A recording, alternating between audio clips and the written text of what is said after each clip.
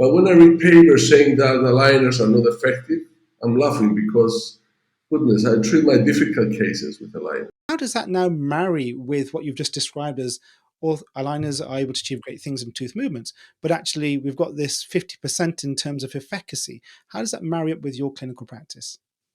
One of the things we have to understand is that sometimes the papers we read in the literature, are done by academicians that sometimes some of them probably they haven't touched the patient or they haven't treated the patient. And this is a little problem. For us, I'm a clinician, I'm involved in academics, but I'm not a researcher in the sense that I spend my everyday life in the clinic treating patients.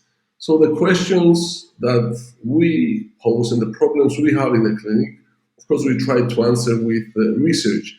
But when I read papers saying that aligners are not effective, I'm laughing because, goodness, I treat my difficult cases with aligners. And in my country, when I get patients from the different corners of the island that come to me saying, I visited orthodontists, told me that aligners are not working, I feel very good because this is creating a lot of business in my practice because I think aligners do work.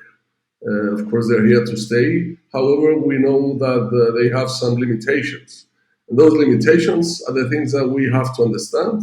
And we have to be proactive in using them with auxiliaries like tats, braces, just name it. It's up to us. We have so many tools to use.